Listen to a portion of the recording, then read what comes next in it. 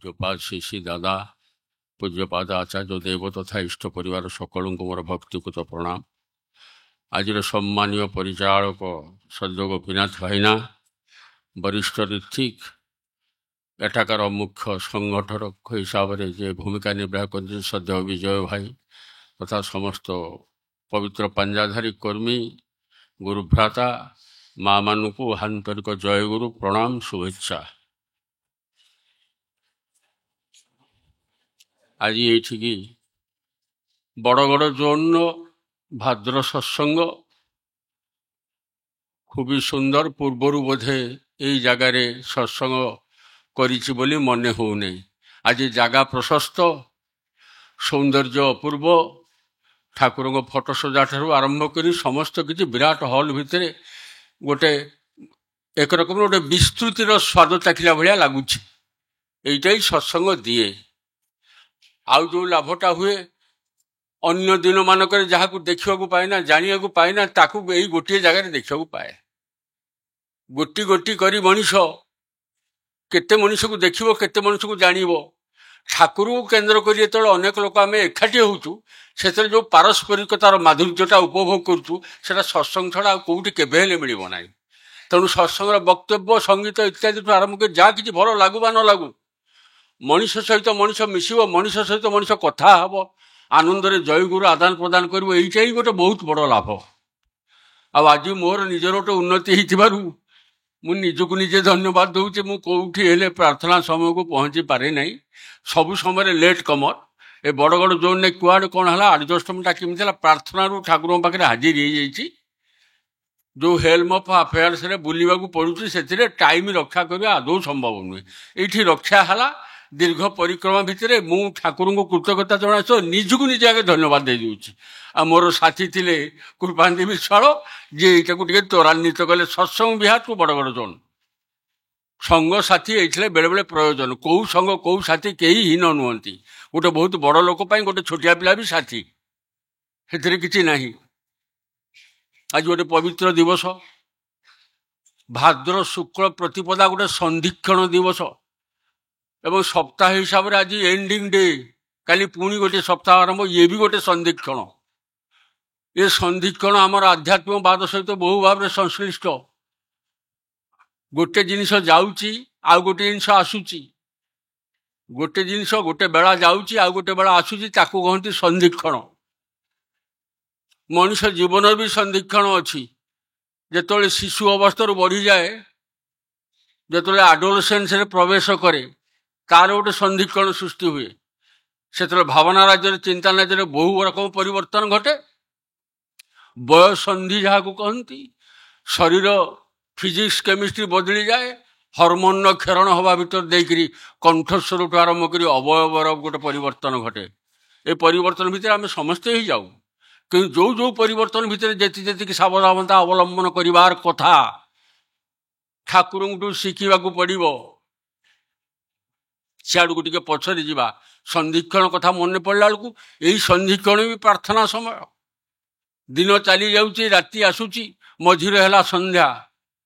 ବହୁତ ମନୋରମ ଜିନିଷ, ପ୍ରକୃତି ପ୍ରଦତ୍ତ ଗୋଟେ ଜିନିଷ। ଯେଉଁ ସମୟରେ ମନ ଏକାଗ୍ର ହୁଏ, ସେତେବେଳେ ଅନ୍ୟ କୌଣସି କଥା ନ ଭାବି କେବଳ ଈଶ୍ୱରଙ୍କୁ ପ୍ରାର୍ଥନା କରିବାକୁ ହୁଏ। ସନ୍ଧ୍ୟା ପ୍ରାର୍ଥନା। ବାଣୀ ବୁଝିବାକୁ ଯାଇ ଠାକୁରଙ୍କର ଯେତେବେଳେ କିଛି ଅସୁବିଧା ହୁଏ, ନିଜର ବି ହେଇଥିଲା।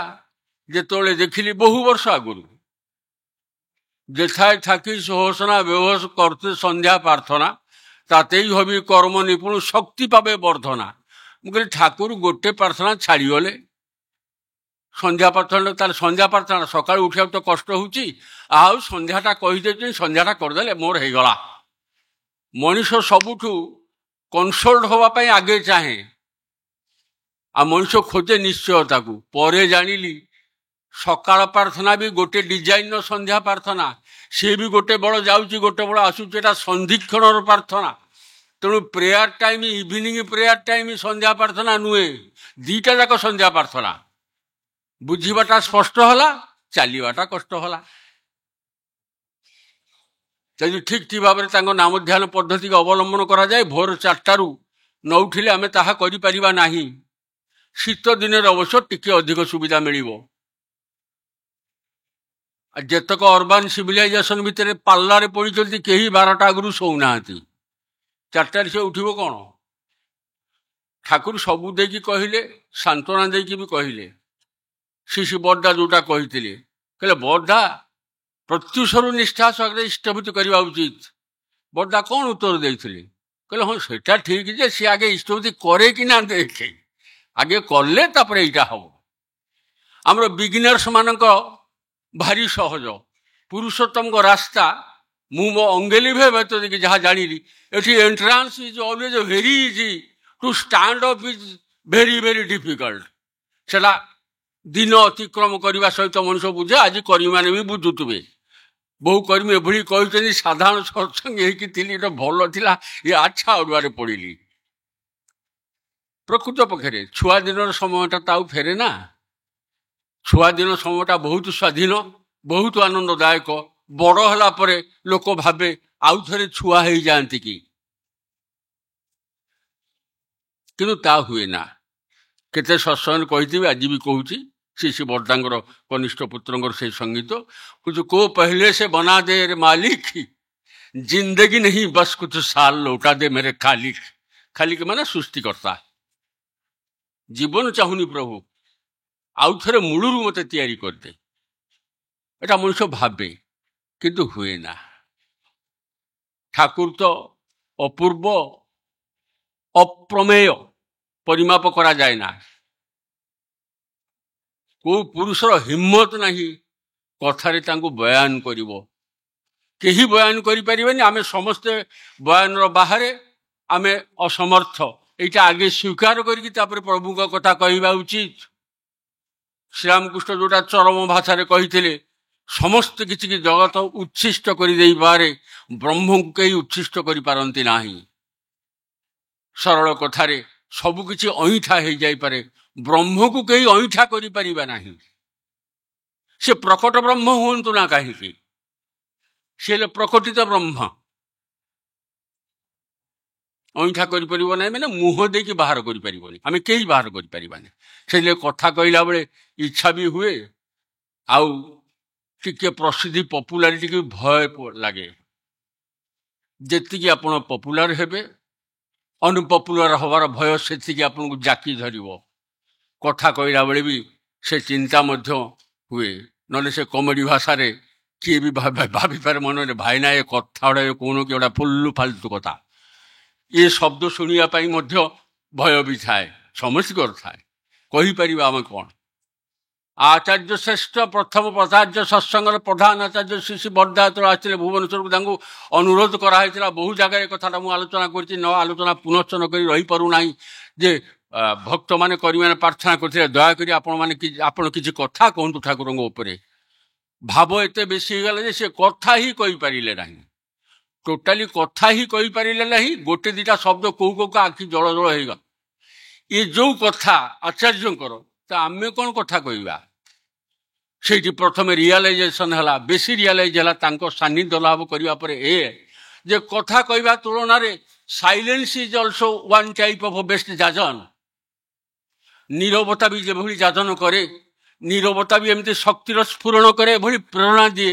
ଶ୍ରୀ ବଡ଼ଦାଙ୍କ ପାଖରେ ସଙ୍ଗ କଲାବେଳେ ପ୍ରଥମ ଗୋଟେ ଅନୁଭବ ହେବାକୁ ଲାଗିଲା, ଗୋଟେ speechless personality, it he is making ଯାଜନ। ଅଙ୍ଗ ଭଙ୍ଗୀ ଚାହିଁବା, ଭାବଯୁକ୍ତ ରହିବା ଭିତରେ ଦେଇକି ତାଙ୍କର ଯାଜନ। ଠାକୁର କହିଲେ ବେଷ୍ଟ ଯାଜକ ସିଏ ଯେ ଦୀକ୍ଷାର କଥା କେବେ କହେ ନା, ଅଥଚ ଲୋକ ଦୀକ୍ଷିତ ହେବା ପାଇଁ ଆଗ୍ରହୀ ହୁଏ। ଆମେ ହୁଏତ ପାରି ଉଠି ନାହାନ୍ତି, କିନ୍ତୁ ଆମେ ଚେଷ୍ଟା କରିବା। ପୁରା କନସେପ୍ଟଟା କ'ଣ ଜାଣିଗଲେ ଚାଲିବାଟା ସୁବିଧା ହବ। ନିଶ୍ଚୟ ଚାଲିବା ପୂର୍ବରୁ କିଛି ଜାଣିବାକୁ ପଡ଼ିବ। ତାଙ୍କୁ ସମ୍ପୂର୍ଣ୍ଣ ଜାଣିବାଟା ସୁଦୂର ଅପରାହତ ଠିକ। ନ ଜାଣି ଚାଲି ହୁଏ ନା, ଜାଣି ଚାଲି ହୁଏ। ଚାଲିକିରି ଜାଣିବା ପକ୍କା ହୁଏ। ତାଙ୍କର 3 4 ବେଳେ ବେଳେ ବାଣୀ ଗୋଟିଏ ଗୋଟିଏ ଦେଖିକି ଅବାକ ଲାଗେ। ଠାକୁର ଆପଣଙ୍କ ଅସ୍ତ୍ର ତ 1 ଧାରୁଆ କେବେ ନୁହେଁ, 2 ଧାରୁଆ, 3 ଧାରୁଆ, 4 ଧାରୁଆ, 5 ଧାରୁଆ, 6 ଧାରୁଆ କି 8 ଧାରୁଆ। ଇଆଡ଼େ ଯେଥାଏ থাকি ঝোসনা বেহস করতে সন্ধ্যা প্রার্থনা। ପୁଣି ଆସିଲା প্রার্থনাতে কইলি কত করলি নাকো কাজে, ফুটলোটা কল্পনাতে ফলটি পেলি বাজে। তাহলে ମଣିଷ ଯିବ କୁଆଡ଼େ? ଅନେକ ଗୁଡ଼ିଏ କଥା ଏଇଭଳି ଅଛି। ପୁଣି ଠାକୁରଙ୍କ ଜଗତ ବିଚିତ୍ର, ଅନୁଭୂତି ବି ବହୁତ ରକମ ବିଚିତ୍ର ଧରଣର ହୁଏ। ଭଲ କଲି, ଭଲ କହିଲି, ରେଜଲ୍ଟ ହେଲା ଖରାପ।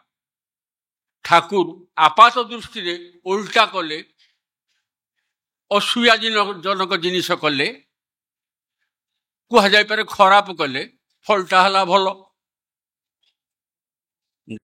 କରିପାରନ୍ତି। କାଲି ସକାଳେ ପୁରୀ ଠାକୁର ବାଡ଼ିର କଥା ମନେ ପଡ଼ିଯାଉଛି। ତଦାନୀନ୍ତନ ମୁଖ୍ୟମନ୍ତ୍ରୀ, ଆମ ଭିତରେ ବରିଷ୍ଠ କର୍ମୀ କହିଲେ ଇଏ ତ ଆସିଛନ୍ତି ପୁରୀ, ଜଗନ୍ନାଥ ଧାମ ଦର୍ଶନ କରୁଛନ୍ତି, ସବୁକିଛି କରୁଛନ୍ତି, ଠାକୁରଙ୍କ ବିଷୟରେ କହିଦିଏ, ଜଗନ୍ନାଥଙ୍କୁ ଗୋଟେ ବାଣୀ କହିଦିଏ। ଯୋଉ ଜଗନ୍ନାଥଙ୍କ ବାଣୀ ଟିକକ ଅଛି ତାକୁ ଉଚ୍ଚାରଣ କଲେ। ପାଖରେ ଦୂରରେ ବସିଛନ୍ତି ପୂଜ୍ୟପା ଶିଶି ଦାଦା। জীবন না থেকে হেলায় ফেলে জগন্নাথকে দেখতে গেলি, জীবন না থেকে জগন্নাথ অহংকারে না বুঝতে পেলি। ଠାକୁରଙ୍କ ବାଣୀ ଯାଜନ କଲେ, ଆମକୁ ବି ଭଲ ଲାଗିଲା। ଆଚାର୍ଯ୍ୟ କ'ଣ କହିଲେ? আচার্য କହିଲେ আপনি বললেন ভালো করলেন, যে কথাটা কিন্তু ভালো হলো না। এই ଲୋକଙ୍କୁ এই ବାଣୀଟା ନ କହିଥିଲେ ଭଲ ହେଇଥାନ୍ତା। ବାକି ଆନାଲିସିସଟା ଆମେ କରିନେଲୁ। ଏମିତି ବି ହୁଏ। ଆଉ ଜଣେ ବରିଷ୍ଠ ଯେତିକି ବସିଛନ୍ତି, ପୂଜ୍ୟପା ଶିଶି ଦାଦା ବସିଛନ୍ତି, ସେ ଭଲ ଯାଜନ କରନ୍ତି, ଦୀକ୍ଷା ବି ଦିଅନ୍ତି। ଗୋଟିଏ ଗୋଟିଏ ଲୋକ ଆସୁଛନ୍ତି ଯାଉଛନ୍ତି, ଜଣେ ଲୋକ ଆସିଲା ପରେ ତାଙ୍କ ସହିତ ଅଳ୍ପ ଟିକେ କଥା ହଉକା ଆପଣ ଦୀକ୍ଷା ଗ୍ରହଣ କରିଛନ୍ତି। ଦୂରରେ ବସିଛନ୍ତି ଶିଶି ଦାଦା। ଦାଦା ହସିଲେ, ପରେ କହିଲେ ଏଇ ରକମ କହିବା କଥା ନୁହେଁ, ଏରକମ କହିଲେ କେହି ଆସିବେନି ପାଖକୁ। ଭଲ ପାଇବାକୁ ହୁଏ, ତା କଥା ଶୁଣିବାକୁ ହୁଏ ଇତ୍ୟାଦି। ଆମେ ତ କରୁଛୁ ଭଲ, ହଉଛି ଓଲଟା। ଇଏ କିନ୍ତୁ ଏକ୍ସପର୍ଟ ଧନୁର୍ଦ୍ଧର, ଯେକୌଣସି ବାଟରେ ତରବାରୀ ବୁଲେଇ ପାରିବେ। ପ୍ରଥମେ ସିଦ୍ଧି ହେଲେ ବ୍ୟାକରଣ ବାହାରେ ଯାଇକିରି କ୍ରିୟାକଳାପ କରି ହୁଏ। ଯୋଉମାନେ ସଙ୍ଗୀତଜ୍ଞ ଆଉ ଯୋଉମାନେ ଚିତ୍ରକର, ଏଇ ଦି ଜଣଙ୍କ ପ୍ରତି ଆପ୍ଲାଏ କରି କଥା କହୁଛି। ମୁଁ ଚିତ୍ରକର ଜଗତର ଗୋଟିଏ ଲୋକ, ସଙ୍ଗୀତର ଲୋକ ଅଭାବ ନାହିଁ। ପଢ଼ିଲା ବେଳେ, ଶିଖିଲା ବେଳେ ସାର୍ ସଦାବେଳେ କହନ୍ତି ଟ୍ୟୁସନ କରିବନି, ମଝି ପଡ଼ିବାରୁ ଆୟ କରିବା ପାଇଁ ଟ୍ୟୁସନ ଫ୍ୟୁସନ କରିବନି, ଆଗେ ଭଲିକି ଶିଖ, ତାପରେ ଟ୍ୟୁସନ କର, ଷ୍ଟାଇଲ ମାର, ବ୍ୟାକରଣ ବାହାରେ ଯାଇକି ଗୀତ ଗାଅ, ଚଳିବ। ଏଇ ଲାଗେ କଲେ ଖରାପ ହବ। ଆଉ ମୁଁ କହୁଥିଲେ ଦେଖି ଦେଖିକା ଚିତ୍ର କର, ଭାବି ଭାବିକା ନୁହେଁ, ଦେଖି ଦେଖିକା ଚିତ୍ର କର, ଭାବିବ ପରେ, କଳ୍ପନାରୁ ଚିତ୍ର କରିବ ପରେ। ଆଉ ପାଠପଢ଼ା ମଝିରେ ୟାର ତିଆର ତାର ଶସ୍ତା ଡ୍ରଇଂ ନେଇ ଆସିକି ଦି ପଇସା ରୋଜଗାର କରି ପକେଇବନି। ବିଡି ଖାତା କଣ୍ଟାକ୍ଟ ନେଲି, ବେଙ୍ଗ ମନ୍ଦାର ଫୁଲଠୁ ଆରମ୍ଭ କରି ଅନେକ ଗୁଡ଼ିଏ ଆଙ୍କିଦେଲି, ଗୋଟା ବହି କରିଦେଲେ 300 ଟଙ୍କା, ସେଗୁଡ଼ା କରିବନି। କିନ୍ତୁ ଆମେ କରିଦଉଥିଲୁ, ରଙ୍ଗ ପାଇଁ ପଇସା ନେଇ କରିବୁ କ'ଣ? କମ୍ପ୍ରୋମାଇଜ ଆସିଯାଏ ଜୀବନରେ। ତେଣୁ ସିଦ୍ଧି ଆସିଲା ପରେ ତରବାରୀ ଯେମିତି ବୁଲାନ୍ତୁ, କିନ୍ତୁ ସିଦ୍ଧି ନ ଆସିବା ପର୍ଯ୍ୟନ୍ତ ଭଲ ୱାରିୟର ପାଖରୁ ଯୁଦ୍ଧ ବିଦ୍ୟାଟା ଠିକ ଭାବରେ ଶିଖିବାକୁ ପଡ଼ିବ। ସେଥିରେ ସିଦ୍ଧି ହେଲା ପରେ ତାପରେ ଆଗ ପଛ ଉପର ତଳ ଯେମିତି ପାଇଲେ ସେମିତି ତରବାରୀ ବୁଲାନ୍ତୁ, କିଛି ଅସୁବିଧା ହବନି। ନହେଲେ ନିଜ ଦେହରେ ବି କେଞ୍ଚି ହେଇକି ମରିଯାଇପାରେ, ଆତ୍ମଘାତୀ ବି ହେଇଯାଇପାରେ। ଠାକୁର ଘଟଣା ଘଟିଥିଲା, କନ୍ୟା ଆସିଲା, ବିବାହିତ କନ୍ୟା ଆସିଲା, ଚୁଡ଼ି ରଖିବିନି, ଦରକାର ନାହିଁ, ଭାଙ୍ଗିଦେବି। ସିନ୍ଦୁର ଲିଭେଇ ଦେବି, ଦରକାର ନାହିଁ, ପୁରା ଲିଭେଇ ଦେବି। ବିଧବା ହେଇକି ଚାଲିବି, ଚାଲେ। ସ୍ୱାମୀ ପାଖକୁ ଜମା ଯିବି ନାହିଁ, ଯିବା ଦରକାର ନାହିଁ। ଆମେ କ'ଣ କରିଥାନ୍ତେ? ଆମେ ବୁଝେଇଥାନ୍ତେ, ଆରେ ମା ସେମିତି ହବା ଉଚିତ ନୁହେଁ, ଶାଶୁ ଶ୍ୱଶୁର ମାନିବାକୁ ହୁଏ, ମାନିବାକୁ ହୁଏ, ଅମୁକ ହୁଏ, ତମକୁ ହୁଏ। କିନ୍ତୁ ସିଏ ଡିଫ୍, ତାର ଗୋଟେ କାଲା କଣ୍ଡିସନ ସେତେବେଳେ କ୍ରିଏଟ ହେଇଛି, କୌଣସି କଥା ତା ମନ ଭିତରେ ବି ଢୁକିବ ନାହିଁ। ବିଧବା ଭଳି ଜୀବନ ଯାପନର କିଛି ଦିନ ଗଡ଼ି ସାରିଲା ପରେ ପରେ ପରେ ପରେ ପରେ ପରେ ଠାକୁର ଜାଣନ୍ତି ଛାଏଁ ପରିବର୍ତ୍ତନ ଆସିଲା। ଆ ଭିତରେ ବହୁତ କଥା ଅଛି। ଶ୍ୱଶୁର ଘର ଲୋକ ଆଇଲେ, କନ୍ୟା ନିଜେ କହିଲେ ଠାକୁର ଆପଣ ଯଦି ଆଜ୍ଞା ଦିଅନ୍ତି ମୁଁ ପୁଣି ସଧବା ହେଇକିରି ସ୍ୱାମୀ ସହିତ ଭଲ ଭାବରେ ଘର କରିବି। ଠାକୁର କହିଲେ ଖୁବ୍ ଭଲ, ମୁଁ ଅପେକ୍ଷା କରିଥିଲି, ତୁ ନିଜେ ବୁଝିଲୁ, ଏବେ ଚାଲ। ଗୋଟେ ପାଠ। ଆଉ ଗୋଟେ ପାଠ, ଆମ ଅକ୍ତିଆର ଭିତରର କଥା ନୁହେଁ, ସେ ଠାକୁରଙ୍କର କଥାକୁ ଲକ୍ଷ୍ୟ କରି ପ୍ରସିଦ୍ଧ ଜ୍ୟୋତିଷଙ୍କୁ ଦେଇକରି ବରପାତ୍ରର ଜାତକଟି ଦେଖା ହେଇଥିଲା। ଏହି ପିରିୟଡ଼ଟା ହେଉଛି ତାର ମୃତ୍ୟୁ ଯୋଗ, ଆଉ ଏ କନ୍ୟାର ହେଉଛି ବୈଧବ୍ୟ ଯୋଗ। ଆପଣଙ୍କ ପାଖରେ ବୈଧବ୍ୟ ଯୋଗ କଟିଲା, ଅଥଚ ପାତ୍ରଟି ବଞ୍ଚିଛି। ଆଜି ସେ ପୁଣି ପୁନର୍ମିଳନ ଘଟିଲା। କିନ୍ତୁ ଏ ରିସ୍କ ଆମେ ନେଇପାରିବାନି। ତାଙ୍କୁ ମଥାରେ ରଖି ଯଥାସମ୍ଭବ ଯାହା ଜାଣୁ ଯାହା ବୁଝୁ ତାର ଭିତରେ ଥାଇକି ଅନ୍ୟକୁ ଆମେ ବୁଝେଇ ପାରିବା, ଜଣେଇ ପାରିବା, କହିପାରିବା, ତାର ବାହାରେ ଯାଇପାରିବାନି। ସେଥିରେ ଯାଜନରେ ଭୁଲ ଅଛି। ସିଏ ଆପାତ ଦୃଷ୍ଟିରେ, ଲୋକାଚାର ଦୃଷ୍ଟିରେ କରିଲେ ଖରାପ ବା ମନ୍ଦ, ହେଲା ଭଲ। ଆମେ ବାଣୀ ଶୁଣେଇକି କରିବାକୁ ଗଲେ ଭଲ, ହେଲା ମନ୍ଦ। ଏଇ ହେଲା ସ୍ଥାନ କାଳ ପାତ୍ର ବିବେଚନା କରି ଉପସ୍ଥିତ ବୁଦ୍ଧି ସହିତ ଉପଯୁକ୍ତ ଭାବରେ ବୁଝିଥିବା କଥାକୁ ଯେଉଁମାନେ ପରିବେଷଣ କରିପାରନ୍ତି ନାହିଁ ସେମାନେ ଭୁଲ ଯାଜନ କରନ୍ତି। ବର୍ତ୍ତମାନର ମୋବାଇଲ, ବର୍ତ୍ତମାନର ବିଭିନ୍ନ ନୋଟିସ୍, ବିଭିନ୍ନ କଥା ଚାଲିଲା ଭିତରେ ଦେଇକି ଯେଉଁ ଭଳିଆ ବେଳେବେଳେ ଟର୍ମୋଇଲ ଗୋଟେ ଗୋଟେ କ୍ରିଏଟ୍ ହେଉଛି, ଯେଉଁ ସେଇ ଲୋକଟା ବେଶୀ ମୋବାଇଲ ପ୍ରେରଣ କରିବାକୁ ବ୍ୟସ୍ତ, ଯେ ଆଦୌ କାମ କରେ ନା। ମୋତେ ଜଣେ ଅଧେ ପଠେଇଥିଲେ, ସେ ଶ୍ରଦ୍ଧାରେ ପଠେଇଛି, କହିବି ଆଉ କ'ଣ ଅତିଷ୍ଠ ହେଇ କହିଲେ ମୋବାଇଲ ଭର୍ତ୍ତି ହେଇଗଲାଣି, ହ୍ୟାଙ୍ଗ ହେଇଯାଉଛି, ଆଉ ତୁମେ ଏଇଟା କାହିଁକି ପଠଉଛ? ଯେଉଁଠି ଏଟା ରନ୍ଧା ହେଉଛି, ତୁମେ ଗିଳିବା ପୂର୍ବରୁ ଯେଉଁ ଜାଗାରେ ଏଟା ରନ୍ଧା ହେଇଛି ମୁଁ ସେଇଠି ବସିଛି, ତେଣୁ ତୁମେ ମୋତେ ଜଣେଇବା କିଛି ଆବଶ୍ୟକ ନାହିଁ, ଅହଙ୍କାର ବୋଲି ମନେ କରିବନି। ପରିମିତ ଭାବରେ ସବୁକିଛି ଜିନିଷ, ପରିମିତ ଭାବରେ ସବୁକିଛି ଜିନିଷ ଚାଲିବ। ଯାଇ ହଉ, ଦ୍ୱନ୍ଦ୍ୱ ତିରୋହିତ ହେଇ ନିଃସଂଶୟ ହବା, ଯୋଉଟା ଏବେ ଆଚାର୍ଯ୍ୟ ଆଲୋଚନା କରିଛନ୍ତି। ମଣିଷ ଜୀବନରେ କ'ଣ ଖୋଜେ? ଆମେ କହୁଛନ୍ତି ଭଗବାନ ଖୋଜେ, ଶାନ୍ତି ଖୋଜେ, ଆନନ୍ଦ ଖୋଜେ, ସବୁ ଠିକ ଅଛି। ସେ ଗୋଟେ ନୂଆ ଶବ୍ଦଟିଏ କହିଲେ, ମଣିଷ ନିଶ୍ଚୟତା ଖୋଜେ। ମଣିଷ ନିଶ୍ଚୟତା ଖୋଜେ, ସାରା ଜୀବନର ତାର ଅନୁସନ୍ଧାନ। ନିଶ୍ଚୟତା ପାଇଲେ ସେ ନିଶ୍ଚିନ୍ତ ହବ, ସୁନିଦ୍ରା ତାର ହବ, ସେଲ୍ଟର ଯାହା ମୁଁ ପାଇଗଲି, ମୋର ଆଉ ଚିନ୍ତା କରିବାର କିଛି ନାହିଁ। ସେଇ ନିଶ୍ଚୟତା ଅନୁସନ୍ଧାନରେ ସବୁ ମଣିଷ ଅଛି। ଏବଂ ଠାକୁରଙ୍କର ବାଣୀ ସବୁ ସେଇ ନିଶ୍ଚୟାତ୍ମକ। ବହୁ ଭଲ ଦୁନିଆରେ ଅଛି, କିନ୍ତୁ ଭଲର ଦ୍ୱନ୍ଦ୍ୱ ଠାକୁରଙ୍କ ପାଖରେ ନାହିଁ। ଶାସ୍ତ୍ର ପଢ଼ିବି ନା, ପୁରାଣ ପଢ଼ିବି ନା, ଶ୍ଲୋକ ଗାଇବି ନା, ଏଇ ପତ୍ର ଖାଇବି ନା, ସେଇ ପତ୍ର ଖାଇବି, ସେଇ ଔଷଧ କରିବି ନା, ଏ ଔଷଧ ଖାଇବି, ସେ ବ୍ୟାୟାମ କରିବି ନା, ଏ ବ୍ୟାୟାମ କରିବି, ଯୋଗ ବ୍ୟାୟାମ କରିବି ନା, ୱାକିଂ କରିବି ନା, ଦୌଡ଼ିବି ନା, ଚାଲିବି ନା, ବସିବି ନା, କ'ଣ କରିବି, କେତେ ସମୟ ଧ୍ୟାନ କରିବି, କେତେବେଳେ ଉଠିବି, କେତେବେଳେ କ'ଣ କରିବି, ସବୁଗୁଡ଼ାକ ଭଲ କଥା। ଠାକୁର ମୁଁ କ'ଣ କହିଛନ୍ତି? ମୁଁ ସବୁ ଛାଙ୍କି ଛୁଙ୍କା ନେଇକି ଯଦି ଆସେ, ଏହା ସହଜ ଭାବରେ ପ୍ରାତଃ କାଳରୁ ଭୋରୁ ଉଠିବାକୁ ଚେଷ୍ଟା କରିବି, ନାମ ଧ୍ୟାନ ପୂର୍ବକ ଇଷ୍ଟଭୂତି ଦେବି, ଥାଲୁକୁଟି ଟିକେ ଖାଇବି ଏବଂ ପ୍ରାତଃ ଭ୍ରମଣ ଟିକେ କରିବି। ବର୍ତ୍ତମାନ ଏଜ୍ ଓଲ୍ଡ ଯେଉଁମାନେ, ସେମାନଙ୍କୁ ଯେତେ କଥା କୁହାଯାଉଛି ତା ଭିତରେ ସାରାଂଶଟା ନେଲେ ଖାଲି ଏତିକି ଆସୁଛି, ସମସ୍ତଙ୍କ ପାଇଁ ଆପ୍ଲିକେବୁଲ। ଏଜ୍ ଓଲ୍ଡ ପର୍ସନ ମାନଙ୍କ ବେଶୀ ଆପ୍ଲିକେବୁଲ। ଶରୀରର ଚଳତଶୀଳତା, ମନର ଗତିଶୀଳତା ଯେତେ ବଜାୟ ରାଖିବେ, ସେତେ ଆପଣଙ୍କ ଭିତରେ ୟୁଥଫୁଲନେସଟା ରହିବ, ଜୀବନଟା ସେତେ ସଜୀବ ହେଇ ଉଠିବ। ସେଟା କେମିତି କରିବେ? ନିଜର ରୁଟିନ ଅନୁଯାୟୀ ନିଜେ ସଜାଡ଼ି ନେବେ। ଠାକୁର ଯେଉଁ ପୂଜା ପ୍ରାର୍ଥନା କହିଛନ୍ତି, ଠାକୁର ଯେଉଁ ନାମ ଧ୍ୟାନ କଥା କହିଛନ୍ତି, ଯେଉଁ ଯୋଗ ବିଭୂତିର କଥା ଏଭିନି କହିଛନ୍ତି, ଯାହା କିଛି ସବୁ କହିଛନ୍ତି, ସେଥିପାଇଁ କେତେ କ୍ରିୟା କସରତ ଲୋକ କରୁଛନ୍ତି, ସାଧକମାନେ କେତେ କରୁଛନ୍ତି। ଠାକୁର ତାକୁ ସମର୍ଥନ କରିକି ମଧ୍ୟ କହିଲେ ଏସବୁ ଯଦି ତୁମେ କର, ଉପଯୁକ୍ତ ସିଦ୍ଧ ଗୁରୁ ବାହାରୁ ଶିକ୍ଷା କର, ନହେଲେ ଓଲଟା ଫଳ ହେଇଯାଇପାରେ, କଣ୍ଟକାକୀର୍ଣ୍ଣ ହେଇଯାଇପାରେ ଅବସ୍ଥା। ଉପଯୁକ୍ତ ଗୁରୁଠାରୁ ଶିକ୍ଷା କରିକି ଠିକ ଭାବରେ କରିବା ଉଚିତ କହିକିରି ପୁଣି ଉପସଂହାର ଟାଣିଲେ, ଏତେ ରକମ କରିକି ହଇରାଣ ହରକତ ହବା କିମ୍ବା ସହଜ ସରଳ ଭାବରେ ତୁମମାନଙ୍କୁ ମୁଁ ଯାହା କହିଛି ତାହା କର। ଯେଉଁ ଜିନିଷ ସେଥିରେ କୁହାହେଉଛି ସେଇ ଜିନିଷ ଏଥିରେ ମଧ୍ୟ ତୁମେ ପାଇବ। ତାଙ୍କ କଥା ଗୁଡ଼ିକୁ ସରଳୀକୃତ କରନ୍ତି, ସହଜ କରିଦିଅନ୍ତି ଯେ ପରମ ଆଚାର୍ଯ୍ୟ।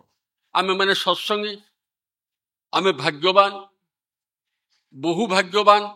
ବ୍ୟକ୍ତି ଜୀବନରେ ତ ସଦ୍ଗୁରୁଙ୍କୁ ଲାଭ କରିଛି ଠିକ୍ କଥା, କିନ୍ତୁ ଆଚାର୍ଯ୍ୟ ପରମ୍ପରାର ଯେଉଁ ଧାରାଟି ଆମେ ଲାଭ କରୁଛନ୍ତି କୋଉ ଯୁଗେ କୋଉ କାଳେ କସ୍ମିନ୍ କାଳେ ନଥିଲା। ପରମ ପୁରୁଷ ସର୍ବପରିପୂରଣ କାର୍ଯ୍ୟ ହିସାବରେ ଏଇ କଳି ଯୁଗରେ ଅବତୀର୍ଣ୍ଣ ହେଇକରି ଏଇ ଧାରାଟା ଅଭାବ ଥିଲା କରିଦେଇଛି। ଆପଣ କହନ୍ତୁ, ନିଜେ ଚିନ୍ତା କରନ୍ତୁ। ଶ୍ରୀରାମଚନ୍ଦ୍ର ଶ୍ରୀକୃଷ୍ଣଙ୍କଠୁ ଆରମ୍ଭ କରିକି ଗଡ଼େଇ ଆଣନ୍ତୁ ଠାକୁରଙ୍କ ପର୍ଯ୍ୟନ୍ତ, ବୋଧେ ପ୍ରଥମ ପିଢ଼ି ପରେ ନେକ୍ସଟ ଷ୍ଟେପକୁ ଆଉ କେହି ନାହିଁ, ଏଭଳି ଅବସ୍ଥା ଥିଲା। ଆମେ ତ ଚତୁର୍ଥ ପୁରୁଷରେ ପହଞ୍ଚିଗଲୁ, ଠାକୁରଙ୍କୁ ଧରିଲେ ତ ପଞ୍ଚମ ପୁରୁଷ ହେଇଯିବ। ଦିନକୁ ଦିନ ବଢ଼ି ଚାଲିଛି ପୂଜନ ଅବିନାଶ କଥା ଯେ କୁହାଯାଏ। ଆପଣ ଭାବୁନାହାନ୍ତି କେହି କୋଉ ଯୁଗରେ କେବେ ଶୁଣିଛି? ବରଂ ଉଲ୍ଟା କଥା ସିଏ ଶୁଣିଥିବ। କେତେ ବିରାଟ, କେତେ ମୋହନୀୟ ଆମର ଏଇ ସତ୍ସଙ୍ଗ, ଯାହାର ପ୍ରତିଷ୍ଠାତା ସ୍ୱୟଂ ଶ୍ରୀ ଠାକୁର ଅନୁକୂଳ ଚନ୍ଦ୍ର। ଆଦର୍ଶବାଦ ଦେଇ ଜୀବନବାଦ ସମ୍ବନ୍ଧରେ ସମସ୍ତ କଥା ନିଖୁଣ କହିଲା ପରେ ଗୋଟେ ଧାରା ଦେଇଗଲେ, ଯୋଉଟା ଜୀବନ୍ତ ହେଇକି ସଦାବେଳେ ଆମ ଆଖି ଆଗରେ ଚାଲୁଥିବ। ସତ୍ସଙ୍ଗର ମୁଭମେଣ୍ଟ କେବେ ଇତିହାସ ହୋଇଯିବନି, କେବେ ଯିବ ନାହିଁ। ଜୀବନ୍ତ ମଣିଷ ରୂପରେ ସଦାବେଳେ ଚାଲୁଥିବ ଏଇ ଆଚାର୍ଯ୍ୟ ପରମ୍ପରା ଭିତରେ, ଯୋଉଟା ପୂର୍ବ ଯୁଗମାନଙ୍କ ଭିତରେ ନଥିଲା। ଠାକୁର ସେଟା ପରିପୂରଣ କରିଦେଇଛନ୍ତି। କାଲି ମୁଁ ଆଲୋଚନା କରୁଥିଲି, ପୂର୍ବମାନଙ୍କୁ ଅଧିକାର କରି ପରବର୍ତ୍ତୀଙ୍କର ଆବିର୍ଭାବ ବୋଲି ଯୋଉ କଥା ଆମେ ଶୁଣୁ, ସେଟା ତାଙ୍କ ପାଇଁ ଆପ୍ଲାଏ ଆମେ କରିଦଉ। କାଲି କସ୍ତୁରବା ନାରୀ ମତେ ଏଇ କଥାଟା ମନେ ପଡ଼ିଥିଲା। ଆଉ ଆମ ପୂର୍ବ କିଏ? ମୋ ପୂର୍ବ ହିସାବରେ ଠାକୁର ବା ଅନ୍ୟ କେହି ଆସିବେନି। ମୋ ପୂର୍ବ ହିସାବରେ ମୋ ବାପା ଆସିବେ, ମୋ ଗୋସବାପା, ଜେଜେବାପା, ଏମାନେ ଆସିବେ। ଯାହାଙ୍କ ଧାରାକୁ, ଯୋଉ ରକ୍ତ ଧାରାର ଗୋତଧାରାର ଅଭିଜାତ ସନ୍ତାନ ମୁଁ ନିଜେ, ତାକୁ ମୁଁ ଅବଜ୍ଞା କରିପାରେ ନା। ତେଣୁ ପୁରୁଷୋତ୍ତମ ପୂର୍ବମାନଙ୍କୁ ଅଧିକାର କରି ପୁରୁଷୋତ୍ତମ ହେଇକି ଆସିଛନ୍ତି। ପ୍ରତ୍ୟେକଟି ମାନବ ମଧ୍ୟ ଆକାଶରୁ ଛିଡ଼ି ପଡ଼ି ନାହିଁ। ସିଏ ତାର ପୂର୍ବପୁରୁଷଙ୍କର ଧାରାକୁ ଧରିକି, ଗୁଣବତ୍ତାକୁ ଧରିକି ବର୍ତ୍ତମାନ ଛିଡ଼ା ହେଇছে ସଂସାର ବକ୍ଷରେ, ଯୋଉଥିପାଇଁ ସେ ଗରିଆନ ମନେ କରୁଛି। ତାକୁ ଯଦି ଚିହ୍ନି ନପାରେ, ତାକୁ ଯଦି ଜାଣି ନପାରେ, ତାକୁ ଯଦି କିକ୍ ଆଉଟ୍ କରେ, ଏକ ରକମ ଭାବରେ ନିଜ ଭିତରେ ଈଶ୍ୱରତ୍ୱକୁ କିକ୍ ଆଉଟ୍ କରିଦେବା ସାଙ୍ଗରେ ସମାନ ହେଲା। ସେଥିଲାଗି ଜନକ ଜନ୍ମଭୂମି ବ୍ୟାପାରରେ ଠାକୁରଙ୍କର ଏତେ କଥା। କପର୍ଦ୍ଦକ ଶୂନ୍ୟ ହେଇକି ପାବନାରୁ ଚାଲି ଆସିଥିଲେ ଠାକୁର। ସେଟା ପ୍ରମାଣ କରିଦେଲା ଯେ ଗୋଟେ ଲୋକ ପାଇଁ ଗୋଟେ ସାମ୍ରାଜ୍ୟ ତ୍ୟାଗ କରି ତାଙ୍କର ପଶ୍ଚାତାପ କେବେ ହୁଏନି। ପ୍ରି ଇଣ୍ଡିପେଣ୍ଡେନ୍ସ ପିରିୟଡରେ 2 କୋଟିରୁ ଉର୍ଦ୍ଧ୍ୱ ଯାହାର ମିନିମମ୍ ଏଷ୍ଟିମେସନ, ସେଟା ବର୍ତ୍ତମାନ କେତେ କୋଟି ହବ କହନ୍ତୁ? ଦିନେ ହେଲେ କହିନାହାନ୍ତି। କିନ୍ତୁ ଜନ୍ମଭୂମି ବୋଲି ଯେତେବେଳେ ମନେ ପଡ଼ିଯାଏ, ସେତେବେଳେ ଠାକୁର ମନ ଟିକେ ଦ୍ରବୀଭୂତ ହେଇଯାଏ। ବୟସ ହେଇଗଲା, ଠାକୁର ଗୋଟେ ସବୁ ମଣିଷର ଯେମିତି ହୁଏ, ପୁରୁଷୋତ୍ତମଗିରି ସେମିତି ହୁଏ। କିନ୍ତୁ ଆମର ହେଇକି ଆମେ ବିଚ୍ୟୁତ, ତାଙ୍କର ଏଇସବୁ ଅବସ୍ଥା ଭିତରେ ଦେଇକି ସିଏ ଅଚ୍ୟୁତ। ସେ ବି କାନ୍ଦୁଛନ୍ତି, ସେ ବି ଦୁଃଖ ଦୁର୍ଦଶା ଭୋଗ କରୁଛନ୍ତି। ଲୋକ କହୁଛନ୍ତି ଇଏ ତ ଭୋଗ କରୁଛନ୍ତି, ଆଉ ବଡ଼ କ'ଣ? କିନ୍ତୁ ଏ ସବୁ ଭିତରେ ସେ ଅଚ୍ୟୁତ, ତାଙ୍କ ପରମ ଚେତନାରେ ସଦାବେଳେ ସଚେତନ ହେଇକି ରହିଛନ୍ତି। ଆମେ ବିଚ୍ୟୁତ ବିଭିନ୍ନ ଭାବରେ। ଠାକୁରଙ୍କୁ ସେ ପିଲା ଭଳି ହଉଥିଲା, ଶିଶୁ ସୁଲଭ ଗୁଣ ବାହାରୁଥିଲା। ତାଙ୍କର ଜ୍ୟେଷ୍ଠ ପୁତ୍ର ଆମକୁ କୁହାଯାଏ, ଯିଏ ପୁଅ ଗୋଟେ ବୟସରେ ସେ ବାପ ଭଳି ବାପାକୁ ସେବା କରେ। ସେଥିଲାଗି ଲୋକ ଜ୍ଞାତ ସାରରେ ହଉ ଅଜ୍ଞାତ ସାରରେ ହଉ ନିଜ କୁନି ପୁଅଟାକୁ ବାପା ବୋଲି ବି ଡାକେ। ଠାକୁର କହିଲେ ମୁଁ ପାବନା ଯିବି। ହଠାତ୍ ବ୍ୟବସ୍ଥା କ'ଣ କରାଯିବ? ବରଦାନ ସମୟରେ ଗୋଟେ ଘଟଣା ଘଟିଥିଲା। ଆପଣ ଦେଖିବେ ଯେ ପୁରୁଣା ଘର ଅଛି, ବରଦା ଥିଲାବେଳେ ଥିଲା, ଏବେ ବି ଅଛି। ସେଟା ଗୋଟେ ବଲ୍ଟେ ଜଳେ। ଆଉ ସେ ଯିଏ ପ୍ରାଇଭେଟ କରୁଥିଲା, ନିଜର ଯୋଉ କଥାଟା କାହାକୁ କହିବନି, ଆଚାର୍ଯ୍ୟଙ୍କୁ କେବେ କହିବ, ସେ ଘରେ ଯାଇକି କହୁଥିଲା। ବରଦା କହିଲେ ଆପଣ ତ ଯିବେ ପାବନା, ନେଇଯିବା, ମୁଁ ବ୍ୟବସ୍ଥା କରୁଛି। ଏଟା ଗୋଟେ କୌତୁକପୂର୍ଣ୍ଣ କଥା। ଶିଶୁ ସୁଲଭ ଗୋଟେ ଅବସ୍ଥାକୁ ଗୋଟେ ଟ୍ରିଟମେଣ୍ଟ। ଠାକୁରଙ୍କୁ ନେଇ ଆଇଲେ। ଗଣେଶ ଶିବଙ୍କ ଚାରିପଟେ ବୁଲିଲା ଭଳିଆ ସେଇ ଠାକୁର ବଙ୍ଗଳା ଚାରିପଟେ ବୁଲେଇ ଦେଇ ଆସିକିରି ଯୋଉ ଘରେ ପ୍ରାଇଭେଟ ହୁଏ, ସେଇ ଘର ପାଖରେ ପହଞ୍ଚିଗଲେ। କହିଲେ ଆରେ ଏଟା କ'ଣ? ନା ଆଜ୍ଞା ଏଠି ଇଏ ହୁଏ, ବର୍ତ୍ତମାନ ଲାଲ ବତୀ ଜଳୁଛି। ନା ଲାଲ ବତୀ ଜଳୁଛି? ତାହେଲେ ଭିତରକୁ ଆଉ ତାହେଲେ ଯାଇ ହବନି। ନା ନା ଠାକୁର ଏଇଲା ତ ବତି ଜାଳୁଛି, ଏଲା ରେଷ୍ଟ୍ରିକ୍ସନ୍ ଆଉ ତାହେଲେ ଯାଇ ହବନି ଯଦି, ତାହେଲେ ଆଉ ଫେରିଯିବା। ଆଉ ଫେରି ଯାଇକି ଯୋଉ ଠାକୁରଙ୍କ ଆଡ଼େ ବସିବା କଥା ସେଇଠି ବସିଲେ ହେଇଗଲା ପାବନା ପରିଭ୍ରମଣ। ଏମିତି ବି କରୁଥିଲେ ବର୍ଦା, ଯିଏ ସେମିତି ଉତ୍ସର୍ଗୀକୃତ ସେବକ, ସେବ୍ୟ ଯିଏ, ତାଙ୍କର କଥାକୁ ସେ ଭଲ ଭାବରେ ଜାଣିପାରନ୍ତି, ବୁଝିପାରନ୍ତି। ଆମେ ଯାହା ଅନୁଧାବନ କରିକି ଜାଣିଲୁ, ବୁଝିକି ଦେଖିଲୁ, ଠାକୁରଙ୍କର ଶ୍ରେଷ୍ଠ ସେବକ କିଏ? ଠାକୁରଙ୍କର 2 ଜଣ ଶ୍ରେଷ୍ଠ ସେବକ, ଜଣେ ହେଲେ ଶ୍ରୀ ଶ୍ରୀ ବର୍ଦା, ଆଉ ହେଲେ ପରମାରାଧ୍ୟ ବଡ଼ମା। କେମିତି? ବହୁ ସେବକ ଥିଲେ, ବହୁ ସେବିକା ଥିଲେ, ନିଷ୍ପ୍ରଶ୍ନ ସେବକ, ନିଷ୍ପ୍ରଶ୍ନ ସେବିକା ହିସାବରେ ଯଦି 2 ଜଣଙ୍କ ନାଁ ଆସିବ, ସମ୍ପୂର୍ଣ୍ଣ ପ୍ରଶ୍ନ ଶୂନ୍ୟ ସେବକ ଏବଂ ସେବିକା, ସେ ହେଉଛି ବର୍ଦା ଏବଂ ତାଙ୍କ ମଦର। ଏଇଟାରେ କେହି ଆଉ ପାରାଲାଲ ହେଇପାରିବନି ତାଙ୍କ ସହିତ। ପ୍ରଶ୍ନହୀନ, ପ୍ରଶ୍ନହୀନ, ଚରମ ଭାବରେ ମନୋବୃତ୍ତି ଅନୁସାରିଣୀ ସହଧର୍ମିଣୀ ହିସାବରେ ସିଦ୍ଧି ବୋଲି, ସିଏ ସିଦ୍ଧ ବୋଲି ତାଙ୍କରି ଉଦାହରଣ ଦେଇଥିଲେ ପଞ୍ଚାନନ୍ଦାଙ୍କୁ। ଦାମ୍ପତ୍ୟ କଳହର ଗୋଟେ ନିରସନ କରିବା ପାଇଁ ଦିନ 2 ପରେ ଠାକୁର ଆଦେଶ ଦେଇଥିଲେ ବଡ଼ମାଙ୍କୁ, ଲଣ୍ଠନଟା ଜଳେଇକି ଆଣ, ମୋର ଦରକାର ଅଛି। କଥାଟା ସାଧାରଣ। ଲଣ୍ଠନ ଜଳିକି ଆସିଲା ପରେ, ଆଣିଲ, ହଉ ଭଲ, ଏବେ ନେଇଯା। ନେଇଗଲେ। ଆପଣ କାହିଁକି ଲଣ୍ଠନ ଲଗେଇବାକୁ କହୁଛନ୍ତି, କଣ ଦରକାର, କଥା ନେଇ ଠାକୁର କହିଛନ୍ତି। ଏଇ ଶିକ୍ଷାଟା ଦେଇଥିଲେ। ହୁଏତ ଆମେ ହେଇପାରିନେ, କିନ୍ତୁ ମାଙ୍କର ଏଇ ଗୋଟେ ଆଚରଣ ଯଦି ମା ମାନେ ମଥାରେ ରଖନ୍ତି, 3 ଭାଗ ଉପରେ ପାରିବାରିକ ଜୀବନ ସମସ୍ୟା ସମାଧାନ ହେଇଯିବ। ଜଣେ ଏମିତି କରିଥିଲେ, ହୁଏତ ମୁଁ ଚେଷ୍ଟା କଲେ ଅନେକଟା ପାରିବି। କଳ୍ପ କାହାଣୀ ମଣିଷକୁ ଶୁଣେଇଲେ ଚଳେ ନା, ମଣିଷ ଉଦାହରଣ ଦେଖିବାକୁ ଚାହେଁ, ଅନେକ ସମୟରେ ସେଟା କହେ।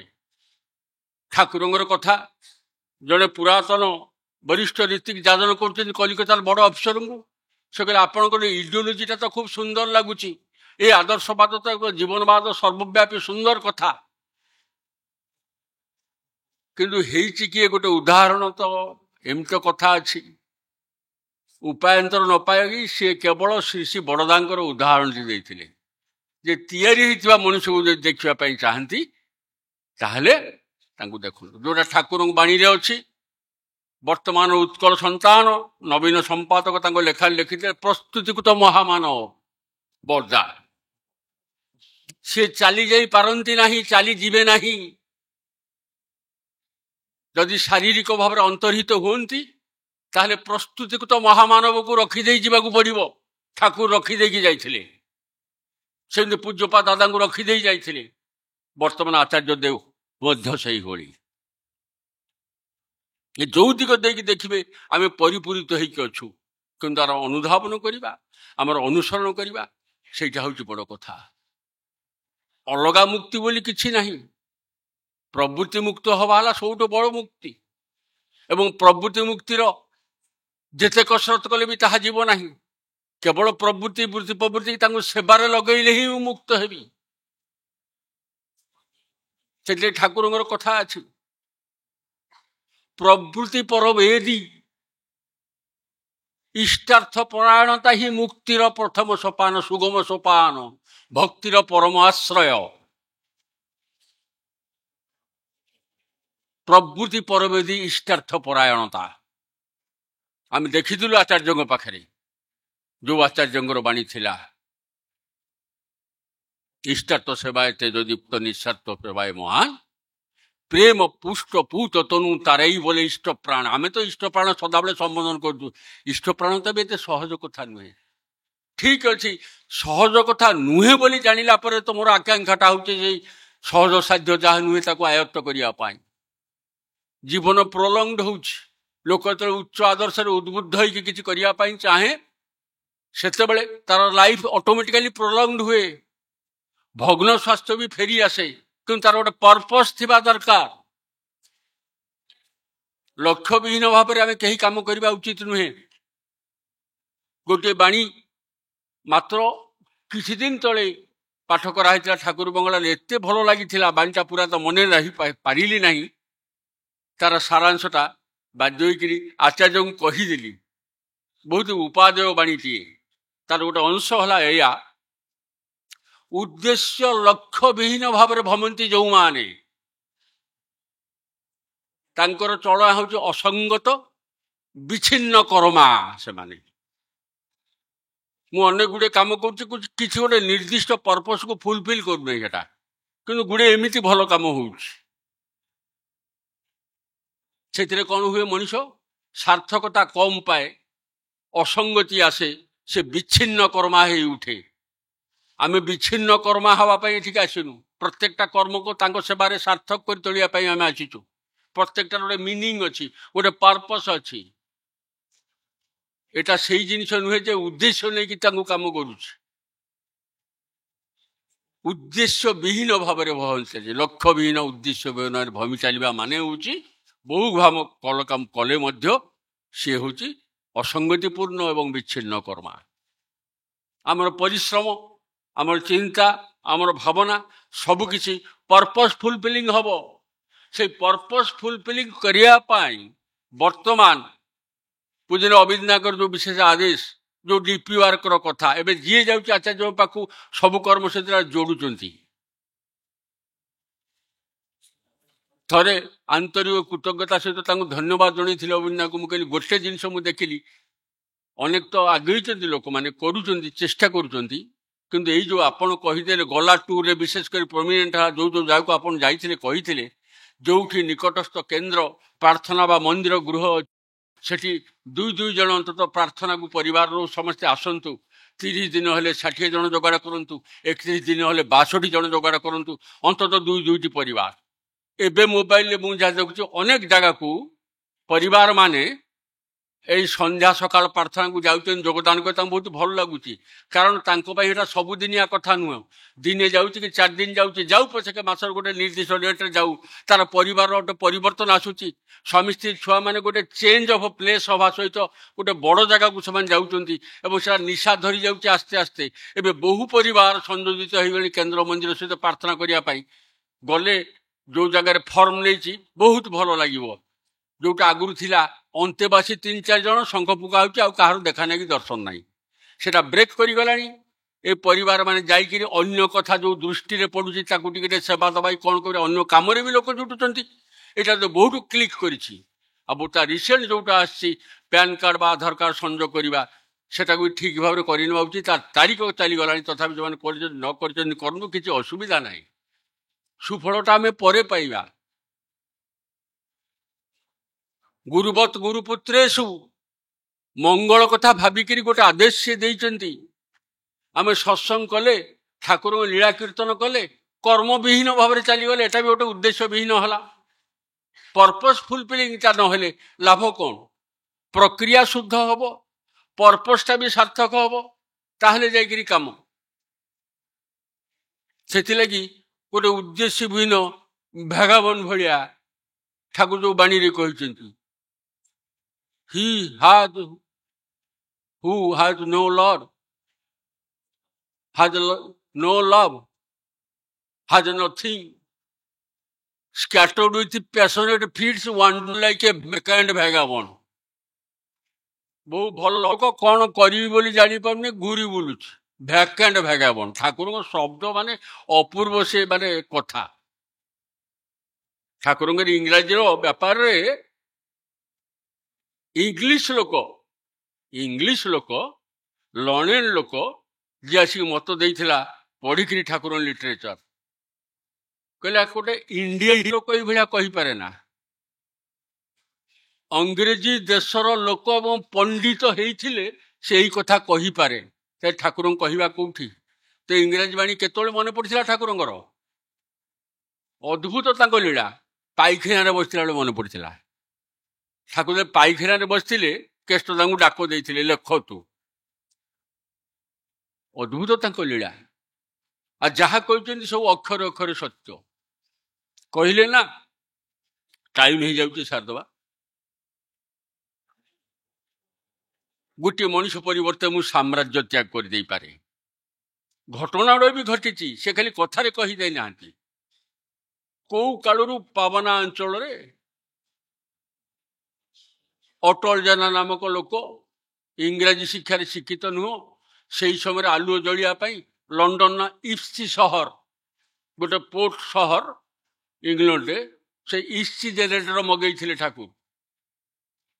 କହିଲେ ତୁ ଚଲା। ଅନ୍ୟ ବୋଲେ ଠାକୁର ଯେ ଇଂରେଜୀରେ ଲେଖା ମାନୁଆଲଟା ସେ ପଢ଼ିନେଇ ଜାଣିନେଇ, ଇଂରେଜୀରେ ଲେଖା ହେଇଛି ମାନୁଆଲଟା, ସେ କ'ଣ କରିବ? ଠାକୁର କିଛି ଶୁଣିଲେନି, କହିଲେ ଚଲା। ତାକୁ ପୁଣି କହିଲେ ତୁ ଚଲେଇ ପାରିବୁ ନା? ହଁ ମୁଁ ଚଲେଇ ପାରିବି। ଯାଇକି ଚଲେଇବାକୁ ଯାଇକିରି କୁଆଡ଼େ କ'ଣ ସୁଇଚ୍ ଟିପି ଟୁପା ଦେଲା, ଫଟାସ୍ କିନା ଗୋଟେ ଶବ୍ଦ ହେଲା ବିରାଟ ଭାବରେ, କାଳିଆ ମାଳିଆ ମୋବିଲି ଫୋବିଲି ହେଇକି ସିଏ ଠିଆ ହେଇଛି। ଏଇଟାକେ ଭକ୍ତମାନଙ୍କର ଆଟାକଟା ବିରାଟ ହବ। ଗୋଟେ ସୁନ୍ଦର କୋମଳ ହସ୍ତ ଆସିକି କନ୍ଧ ସ୍ପର୍ଶ କଲା। କ'ଣ କହିଲେ ଠାକୁର? ଭୁଲଟା ବୁଝିପାରିଲୁ କି ନାହିଁ? ନା ଆଜ୍ଞା, ଭୁଲଟା ବୁଝିପାରିଲି, ଯଥେଷ୍ଟ। ଆଉ ଗୋଟେ ଇପ୍ସି ଜେନେରେଟର ମଗା। ସେଇ ସମୟରେ କେତେ ଦାମ ହେଇଥିବ, ଫରେନରୁ ଆସି କେତେ କଷ୍ଟରେ ହିମାୟିତ ଭଳିଆ ପଲ୍ଲୀ ଗାଁକୁ ପକେଇଛନ୍ତି, ବର୍ବାଦ ହେଇଗଲା ପୁରା। ଠାକୁର କିଛି ଆଫେକ୍ଟ କରିନାହିଁ। ଏଇ ତ ସାମ୍ରାଜ୍ୟ ଗୋଟେ ଛୋଟ ନମୁନା। ତେଣୁ ସେ ଯାହା କହିଛନ୍ତି ସେଟା ତାଙ୍କୁ ଅଙ୍ଗେ ଲିଭେଇଛନ୍ତି, ଅନୁଭୂତି ଅଛି। ସେ ଠାକୁରଙ୍କ ବାଣୀ ହେଉଛି my life is my materialise maxim. କାଲି ଆଲୋଚନା କରୁଥିଲା, ପଡ଼ିଥିଲା କଥା। ଠାକୁର ଅଛନ୍ତି କୋଉଠି? ଠାକୁର ଏକ୍ଜାକ୍ଟଲି କୋଉଠି ଅଛନ୍ତି? ଗୋଟେ ଆମେ ଶୁଣିଛୁ ଭଗବତ ଗୀତା ହିସାବରେ ସାଧୁସଙ୍ଗ ଭିତରେ ଅଛନ୍ତି, ସେ ତ ଗଲା, ଏଇ ତ ସାଧୁସଙ୍ଗ। ତଥାପି ଠାକୁରଙ୍କୁ ପାଉନି। ଠାକୁର ଯୋଉ କଥାଟା କହିଦେଲେ, ଠାକୁରଙ୍କୁ ଭାଙ୍ଗିଦେଲେ, ଲିଟରେଚରରେ ପରିଣତ କରିଦେଲେ, ଯାହା ହବ ସେଟା ହେଲା ତାଙ୍କର ବାଣୀ, ସେଟା ହେଲା ଆପ୍ତ ବାକ୍ୟ। ଈଶ୍ୱର ସମସ୍ତଙ୍କର ଆପ୍ତ, ସେଇ ହିସାବରେ ବାଣୀ ବି ସମସ୍ତଙ୍କର ଆପ୍ତ, ମାନେ ଆପ୍ତିକରଣ କରିପାରିବେ। ସେଇ ହିସାବରେ ଠାକୁରଙ୍କୁ ପାଇବେ। ମୁଁ ଠାକୁରଙ୍କୁ ମାନେ ବହୁତ କିଛି କରେ, ନିର୍ଦ୍ଦେଶ ମାନି ଚାଲୁନା, ଏର ମାନେ ସ୍ୱାର୍ଥ ଛଡ଼ା ତୁଇ ତାଙ୍କୁ ବୁଝୁନା। ତେଣୁ ତାଙ୍କୁ ବାଣୀକି ବୁଝିବାକୁ ପଡ଼ିବ, ଅନୁସରଣ କରିବାକୁ ପଡ଼ିବ। ସେ ବାଣୀ ଅନୁସରଣ ଭିତରେ ଦେଇ, ରେତଧାରା ଭିତରେ ଦେଇକି ଆମେ ଆଚାର୍ଯ୍ୟଙ୍କ ପାଖରେ ପହଞ୍ଚିବା। ଦବା ନବା ଭକ୍ତି କରିବା ସବୁକିଛି ଭିତରେ ଦେଇକି ଯେଉଁ ଉଦାହରଣ ବର୍ତ୍ତମାନ ଆଚାର୍ଯ୍ୟ ଦେଉଛନ୍ତି, ଆପଣ ଦେଖିବେ କେତେ ଯୁବକ ଯୁବତୀ ଯାଉଛନ୍ତି, ପାଠପଢ଼ା ବିଷୟରେ ପଚାରୁଛନ୍ତି, ବିବାହଘର ବିଷୟରେ ପଚାରୁଛନ୍ତି, ସବୁକିଛି କଥା ପଚାରୁଛନ୍ତି। କେତେ ସହଜ ସରଳ ଭାବରେ ଗୋଟିଏ କଥା ମନେ ପଡ଼ିଯାଉଛି। ସେଟା କହିଦେଇକି ମୁଁ ସମାପନ କରିବି, ସମୟ ହେଇଗଲାଣି। এটা ଏବେକାର କଥା, ଯେ ପଢ଼ିଥିବେ ବି ଜାଣିଥିବେ। ତଥାପି ମୁଁ କହୁଛି, ମା ଜଣକ ଯାଇଛନ୍ତି 14 ବର୍ଷ ତଳେ, ଆମ ଆଗରେ ବି କଥା ହେଇଛି, ପୁଣି କନଫରେନ୍ସ ବି ଆଚାର୍ଯ୍ୟ ଦେବ କହିଛନ୍ତି। ନିରୁଦ୍ଦେଶ ସ୍ୱାମୀ, ସ୍ୱାମୀ ହରା 14 ବର୍ଷ। ଗୋଟେ କୁନି ଝିଅଟେ ତାଠୁ 7 ସାନେ ପାଖ ମନ୍ଦିର ପାଇଁ ଭିକ୍ଷା କରିବାକୁ ଗଲା। କଥାଟିକି ସିଏ ଗ୍ରହଣ କଲେ। ହାଉସ ବିଲ୍ଡିଂ ଯୋଉ ଏଡ୍ସ ମିଳେ ଗଭର୍ଣ୍ଣମେଣ୍ଟ ପାଖରୁ, ତାରି 6,000 ଟଙ୍କା ବ୍ୟାଙ୍କରେ ଅଛି, ତାକୁ ଦେଇଦେବା ପାଇଁ ଚାହିଁଲେ।